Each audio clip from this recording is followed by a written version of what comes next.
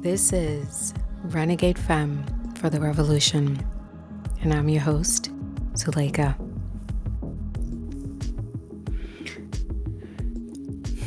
It's so weird to be in front of the mic again because I haven't recorded in so long, and I don't know what I've been afraid of. I don't know why I've been resisting this, but I have a few things I want to talk about, and I need to talk about them. I need to share this.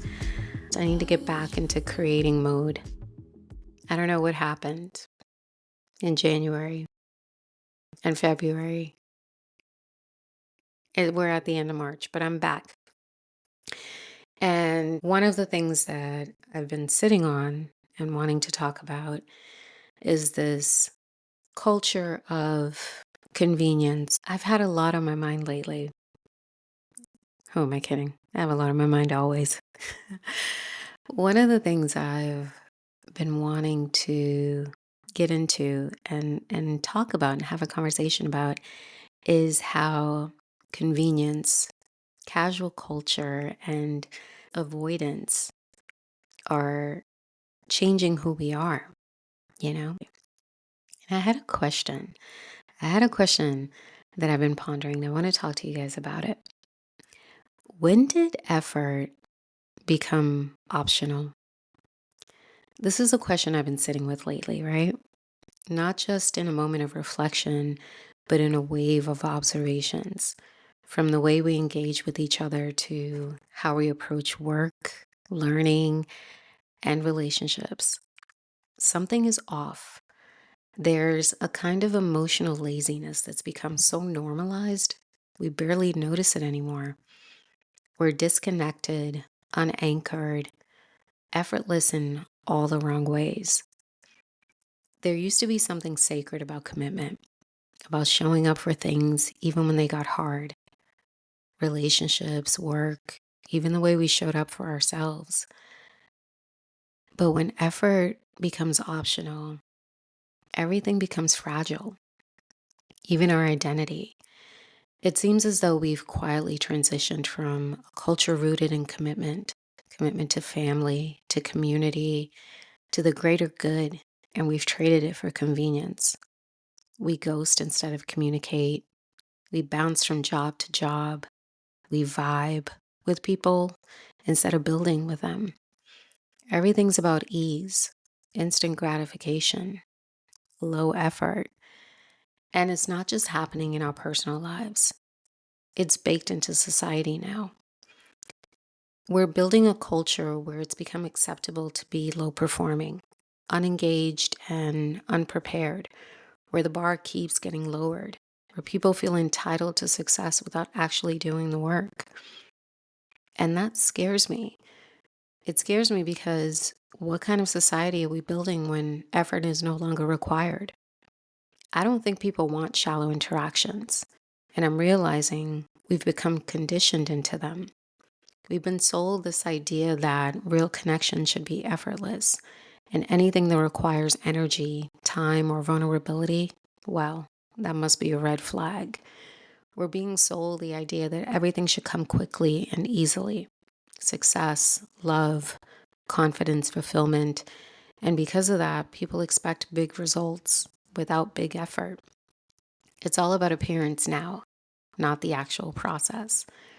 We're sold on the 6-week programs, promising abs that took someone 6 years of discipline to build. And when people don't get instant results, they quit. They feel defeated. They think something's wrong with them. But what's actually wrong is the expectation. We've normalized shortcuts and watered down standards. And now people are more anxious, more disconnected, and more dissatisfied than ever. Effort, though, is the foundation of anything meaningful.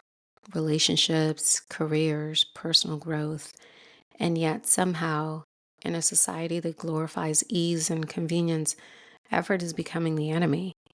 This casualization isn't just affecting us adults. It's reflective of the broader cultural shift we're modeling and passing down to our kids. You see it in how they show up in classrooms, how they handle disappointment, how they struggle with basic social skills. Because they too are growing up in a world where everything is quick, easy, and replaceable. And when that's the norm, of course they start asking, why even try? And honestly, it does feel like we're witnessing a dumbing down of society, not just in terms of raw intelligence, but in how we think, in how we connect, and how we choose to show up for life. Critical thinking is being replaced by quick, surface level opinions. Deep conversation has given way to TikToks and sound bites. Even our emotional bandwidth feels shorter. Commitment requires effort, and effort in this new culture is inconvenient. I see the effects every day, and the quiet frustration of friends who can't seem to find anything that lasts, and the burnout, the detachment, the endless starts with no follow through. And I see it in young people too, struggling to stay motivated, struggling to communicate because they've inherited a world where everything is fast and frictionless. But life doesn't work like that. And when something finally does demand real work, they freeze, they crumble, because somewhere along the line, we stop teaching them how to stay. If effort is removed from relationships, from education, from our daily lives, we're left with a society of passive, disengaged people who expect life to adjust to them instead of rising to meet a challenge. A generation unpracticed in resilience, and people wondering why they feel so unsatisfied, despite having access to more than ever. And what's worse, we've made it okay to stay disengaged. We've made, I don't know, the end of the sentence instead of the beginning of curiosity. We're building a society of distracted, discouraged people who have more access than ever and less capacity to use it. We're heading towards a generation that struggles to think critically, to handle emotional friction, or to even build lasting bonds. This means weak communication, fragile self esteem, and a dependence on performance over presence. We used to have to sit with confusion, to fail and try again, to read something twice or write it out by hand, or even stumble through a hard conversation. But now, everything's passable. And that right there, that's a resilience issue. That's a critical thinking issue. When you've never had to wrestle with discomfort or actually think through a problem, you don't build those muscles. And the cost, it's showing up in how we cope, how we relate, how we show up or don't when life stops being easy. Strong communities are built on strong people, and strong people are forged through effort, discipline, reflection, responsibility. If we let those things go, we lose more than just connection. We lose competence, we lose direction, we lose truth. And here's a hard truth: a society that doesn't value effort doesn't value excellence. A society that doesn't teach resilience won't survive disruption. A society that doesn't encourage deep thought is ripe for manipulation. But here's the part that gives me hope. I know, we know, that culture moves in cycles, and I believe we're in the beginning stages of a course correction.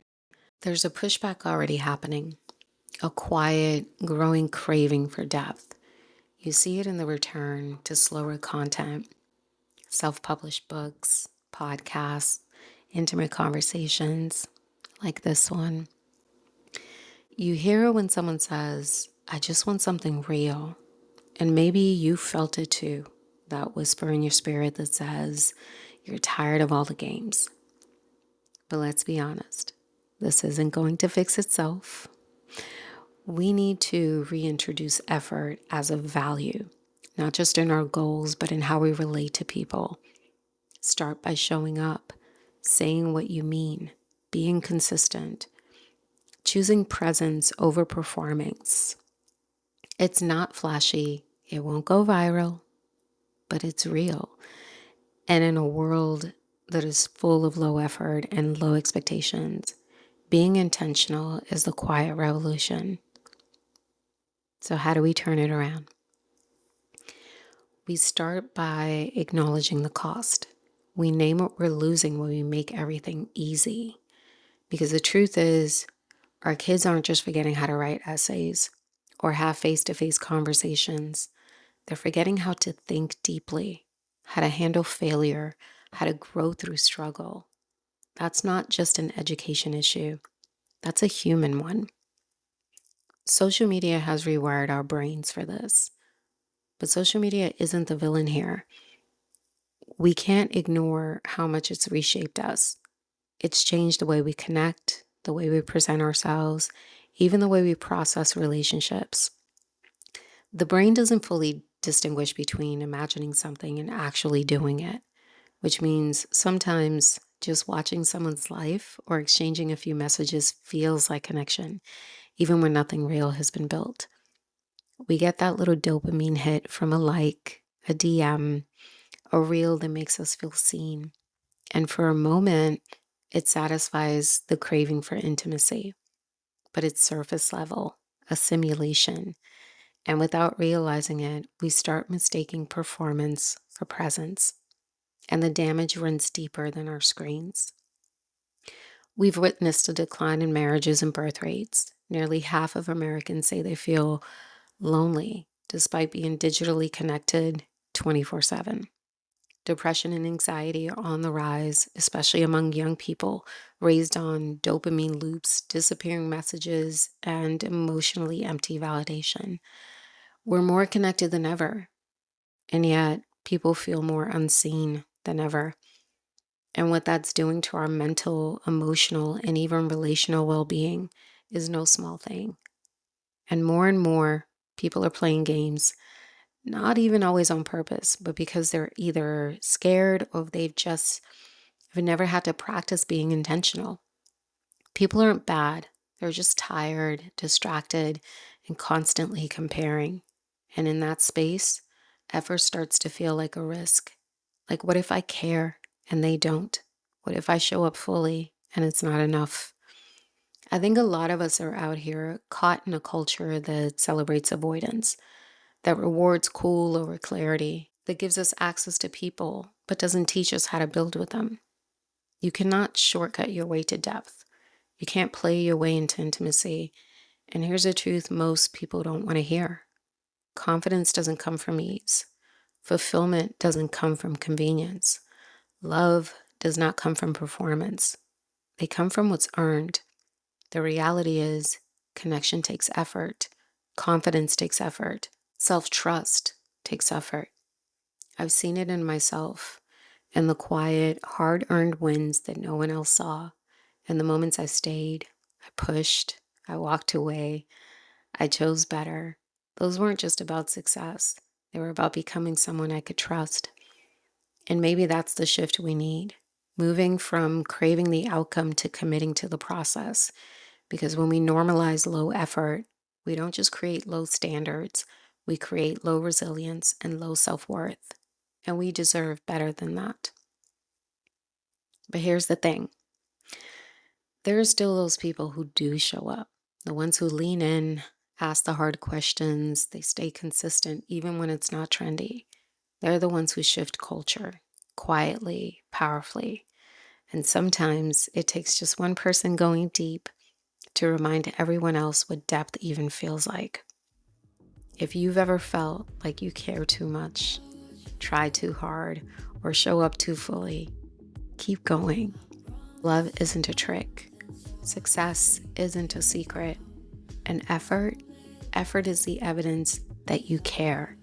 And if that makes you the outlier in this culture, weird, extra, doing too much, good, you're modeling something this culture desperately needs.